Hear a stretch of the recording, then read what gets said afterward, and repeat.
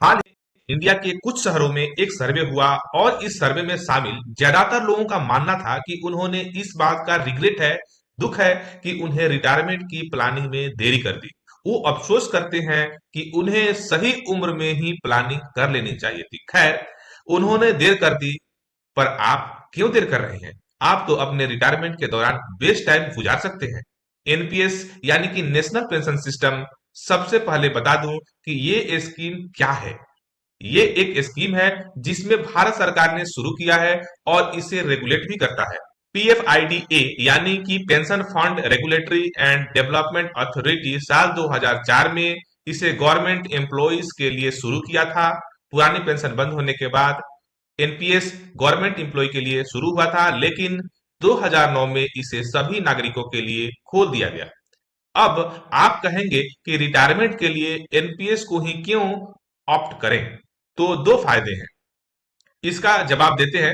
पहला retirement planning और दूसरा टैक्स सेविंग। अगर आप एनपीएस ऑप्ट करते हैं, एनपीएस में सेविंग करते हैं, एनपीएस को लेते हैं, तो आपको दो फायदे होते हैं। पहला कि आपको रिटायरमेंट का प्लानिंग होता है, रिटायरमेंट के समय में अच्छा खासा अमाउंट मिलता है। और दूसरा टैक्स सेविंग यानी कि पेंशन का इंतजाम होगा। फिर आपके मन में एक सवाल आता होगा कि मैं एक प्राइवेट कर्मचारी हूं और मेरा एनपीएस में योगदान नहीं हो रहा है, मेरा पीएफ में पैसा कटता है और मेरा ईपीएस में पैसा भी कटता है, तो मैं एनपीएस में जा सकता हूं क्या? बिल्कुल जा सकते हैं। आप एनपीएस से भी पेंशन ले सकते हैं और ईपीएस से भी पेंशन ले सकते हैं। आप दो दो पेंशन एक साथ में ले सकते हैं। यानी पेंशन का इंतजाम तो होगा ही, साथ ही इनकम टैक्स में छूट का भी लाभ मिलेगा यदि आप एनपीएस लेते हैं तो। कैसे होगा? तो ऐसे एनपीएस में हर सब्सक्राइबर को एक प्रान नंबर मिलता है, पीआरएएन एक नंबर मिलता है, जिसे कहते हैं permanent retirement account number. NPS में दो तरह के खाते खोले जाते हैं। जो है पहला ऑप्शन होता है इसमें टीयर वन और दूसरा होता है टीयर टू।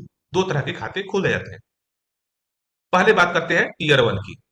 तो इसका मकसद है, टीयर वन जो आप खाता खोलते हैं, इसका मकसद है रिटायरमेंट प्लानिंग। और इसमें 18 से 17 साल 18 से 70 साल की उम्र का कोई भी व्यक्ति खाता खोल सकता है। खाता 500 रुपए से खोला खोला जाता है और इसे चलाए रखने के लिए हर साल कम से कम 500 रुपया उस खाते में जमा करना होता है।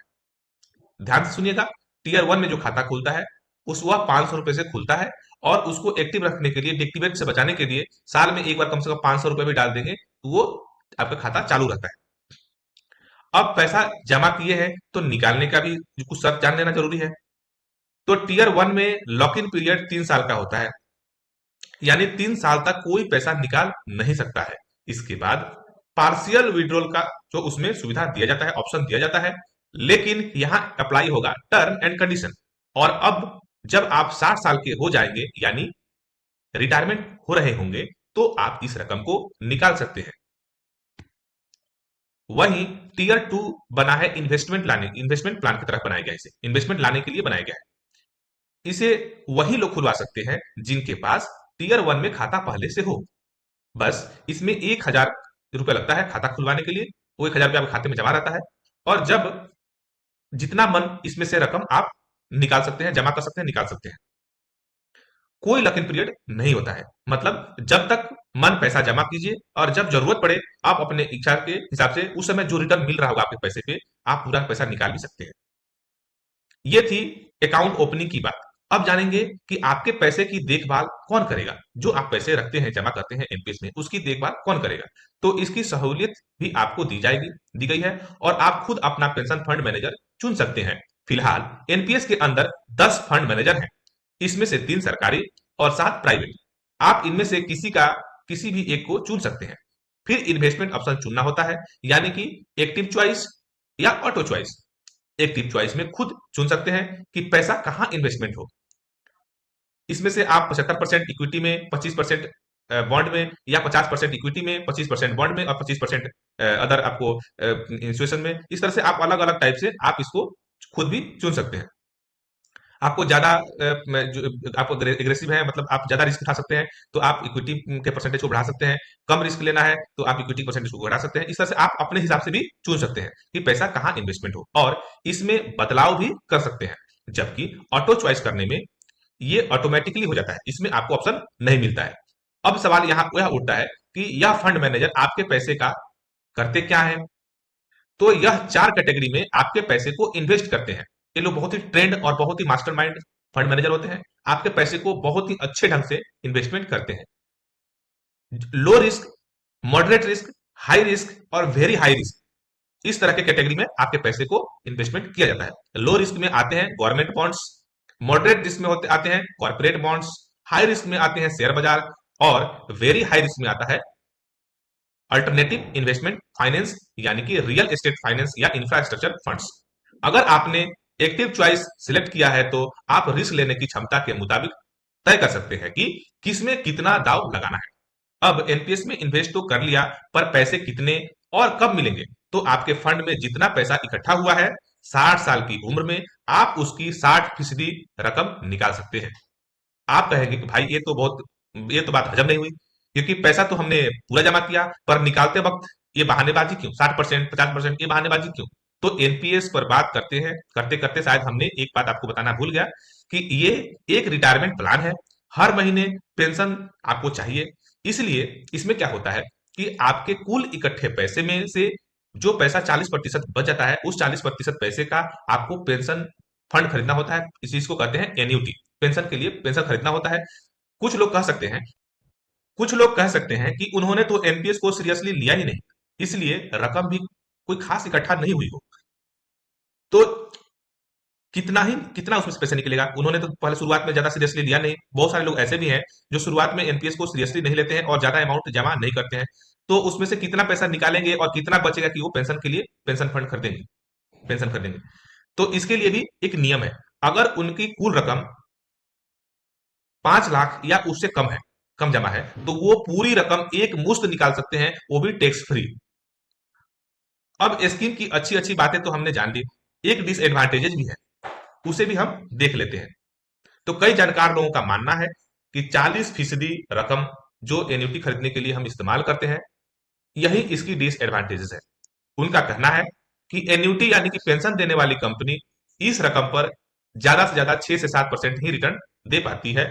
मतलब सवाल यही है कि क्या मिलने वाली पेंशन महंगाई के मुताबिक महंगाई से फाइट कर पाएगी, महंगाई के मुताबिक हो पाएगी, या चाहते हैं कि आपके एनपीएस का टेंटेटिव अमाउंट कैलकुलेट करना चाहते हैं कि यदि आपके रिटायरमेंट पे कितना एनपीएस का अमाउंट मिलेगा, एक अप्रोक्सीमेट अमाउंट देखना चाहते हैं, तो आप गूगल के क्रोम ब्राउजर पे जाके एनपीएस कैलकुलेटर टाइप करेंगे तो आपको इस तरह के वेबसाइट, एनपीएस का नेशनल पेंशन सिस्टम का वेबसाइट आपके सामने खुल के सामने आ जाएगा। इस पे आपको क्लिक करना है और यहाँ पे आपको एक कैलकुलेटर आपके सामने आ जाएगा। कैलकुलेटर के में आपको डिटेल्स दे देना है, जैसे कि सब्सक्राइबर को आप यहाँ पे गवर्नमेंट एम्प्लॉय है तो गवर्नमेंट एम्प्लॉय सेलेक्ट करना है, अगर प्राइवेट कर्मचारी है तो नॉन गवर्नमेंट एम्प्लॉय सेलेक्ट करना है।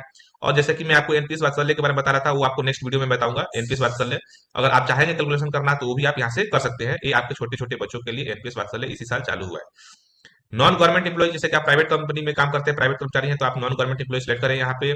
और यहाँ पे फिर आप scheme available non government employ के लिए क्या क्या स्कीम है, LC 25, LC 50, LC 75, active choice, corporate और बैलेंस्ड लाइफ साइकिल फंड। उदाहरण के लिए मैं आपको एक जो LC 75 लेता हूँ, उदाहरण के लिए LC 75 में जाएंगे, उसके बाद आप यहाँ पे डेट ऑफ बर्थ डाल देंगे। डेट ऑफ बर्थ मैं कुछ भी डाल देता हूँ, आप अपना डेट ऑफ बर्थ डाल देंगे, ठीक है। मैं यहाँ पे आपको समझाने के लिए कोई भी एक डेट ऑफ बर्थ डाल के देखता हूँ। अ, मैं एक डेट ऑफ बर्थ डाल लिया और एक यहाँ पे डेट सेलेक्ट कर लिया। और यहाँ पे आपको एनपीएस टायर 1 का क्या करना है, एग्जिस्टिंग अगर कुछ है पहले से टीयर 1 में कुछ अमाउंट आपका है तो आप यहाँ पे डालेंगे, नहीं है तो जीरो जीरो रखेंगे। मान लेते हैं कि मेरा नहीं है, फर्स्ट टाइम में कर रहा हूँ तो इसको जीरो रखता हूँ।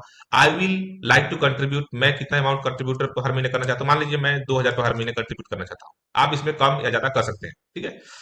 आई want to contribute till 60 age तक मैं कंट्रीब्यूट करना चाहता हूँ, यहाँ पे डाल देंगे। रिटायरमेंट 60 सही है। फिर एनुअल इंक्रीमेंट 5% मान लेते हैं, डाल दिया। आप इसको हटा भी सकते हैं और डाल भी सकते हैं, ठीक है। I would like to purchase annuity ratio, जब आपका रिटायरमेंट हो उस समय पेंशन कितने परसेंटेज से खरीदना चाहते हैं, 40%, 50%, कितना? तो आप इसको अगर मान लीजिए 40% रहने देता हूँ, 60% आप पूरा अमाउंट उठा लेंगे और 40% उसमें पेंशन खरीद लेंगे। मैं ऐसा इतना ही रहने देता हूँ। आप इसको बढ़ा भी सकते हैं, यहाँ से देख सकते हैं, इसको बढ़ा 50% भी कर सकते हैं, ठीक है। I am expecting annuity ratio जो है 6.75% ही मैं पकड़ता हूँ, ज्यादा नहीं पकड़ता हूँ। ये बढ़ भी सकता है और कम भी हो सकता है, ठीक है। मंथली पेंशन आपको डिजायर कितना मंथली पेंशन आपको मिलेगा तो आपको काम चल जाएगा, वो अमाउंट आप एक्सपेक्टेड अमाउंट यहाँ पे डाल सकते हैं। जैसे मैं डालता हूँ, मैं यहाँ पे 10,000 मंथली पेंशन, ठीक है। अब यहाँ पे आप क्लिक करेंगे, कहाँ पे, यहाँ कैलकुलेट बटन पे क्लिक करेंगे तो देख सकते हैं आपको मंथली पेंशन, मैं अगर 2,000 महीना डालता हूँ तो मुझे मंथली पेंशन जो अभी के हिसाब से ये 29,110 रुपया मुझे मिलेगा। ये ज्यादा भी हो सकता है, ये थोड़ा कम भी हो सकता है। और लमसम विड्रॉल इतना है, लगभग इकाई दहाई सैकड़ा हजार 10,000 लाख 10 लाख 47,000 रुपया मुझे वन टाइम विड्रॉल मिल जाएगा और 29,000 रुपया महीने का पेंशन प्राप्त होगा अगर मैं एनपीएस में अभी से पेमेंट, अभी मैं इन्वेस्टमेंट करना चालू किया तो। कारण ये है कि मेरा एज कम है, 98 का डेट ऑफ बर्थ है इसलिए। और आप देख सकते हैं टोटल इन्वेस्टमेंट इतना है, 20 लाख टोटल अमाउंट इतना हो रहा है, आपको टोटल यहाँ पे ग्राफ चार्ट के द्वारा दिख रहा है। तो आप यहाँ से आप अपना कैलकुलेशन कर सकते हैं, या एनपीएस का ये जो है ऑफिशियल वेबसाइट है, आप यहाँ से चेक कर सकते हैं, यहाँ से इन्वेस्टमेंट भी कर सकते हैं। इन्वेस्टमेंट कैसे करना है, आपको किसी भी प्रकार का हेल्प चाहिए तो आप हेल्प भी आपको मैं करूंगा अगर आप हमारे वीडियो पे कमेंट किए तो। और आप अपने किसी, आपके पास अगर बैंक अकाउंट है तो वहां से भी आप एनपीएस खाता खोल सकते हैं। यदि आपके घर में छोटे छोटे बच्चे हैं और आप अपने छोटे बच्चों के लिए, उनके भविष्य के लिए कुछ पैसा इकट्ठा करना चाहते हैं, उनके रिटायरमेंट के लिए एक बहुत बड़ा अमाउंट खड़ा करना चाहते हैं, तो गवर्नमेंट ने एनपीएस वात्सल्य नाम से एक नया स्कीम लॉन्च किया है। इसमें आप छोटे बच्चों के नाम पे कम, उनकी चूँकि उनकी बहुत कम उम्र होता है, बहुत एज कम होता है, तो एक छोटा अमाउंट जमा करके एक उनके रिटायरमेंट के टाइम पे बहुत बड़ा अमाउंट खड़ा कर सकते हैं। जब तक आपको पॉसिबल होगा तो आप जमा करेंगे। जैसे ही वो 18 साल के हो गए या 19 साल के हो गए, जब अपना करियर में मतलब उनका करियर अच्छा हो गया, काम करने लगे, नौकरी पेशा करने लगे, तो अपना खुद ही आपके द्वारा चालू किया गया एनपीएस वो खुद ही कैरी कर सकते हैं, आगे अपना वो बढ़ा सकते हैं। आज जैसे ही वो रिटायरमेंट के टाइम उनका आएगा तो उनके सामने एक बहुत बड़ा अमाउंट खड़ा होगा। आप सोच भी नहीं सकते कितना बड़ा अमाउंट उनको मिलेगा, क्योंकि उनका उम्र कम होता है, बच्चों का उम्र कम होता है और आपको एक बहुत लंबा समय मिलता है पैसा इन्वेस्टमेंट करने के लिए। मान लेते हैं किसी बच्चे का अगर उम्र अभी 2 साल है, तो सपोज डेट अगर 2 साल में आपने उसको एनपीएस वात्सल्य लिया तो उसको 58 वर्ष तक जमा करने का मौका मिलता है। अगर आप हर महीने 500 रुपया भी जमा करते हैं, 1,000 रुपये भी जमा करते हैं, तो 58 वर्ष आपको जमा करने के लिए मिलता है। इस तरह से आपके पास एक बहुत बड़ा रकम खड़ा होता है। तो एनपीएस वात्सल्य के बारे में अगर आपको विशेष जानकारी चाहिए तो आप हमें इस वीडियो पे कमेंट करेंगे, तो मैं अगले वीडियो में आपको एनपीएस वात्सल्य के बारे में पूर्ण जानकारी लेकर आपको वीडियो के रूप में पहुंचा दूंगा। तो वीडियो आप लोगों ने पूरा देखा, इसके लिए आप सभी को बहुत बहुत धन्यवाद। और इस वीडियो को लाइक करें और अपने दोस्तों के बीच वीडियो को ज़्यादा से ज़्यादा शेयर करें।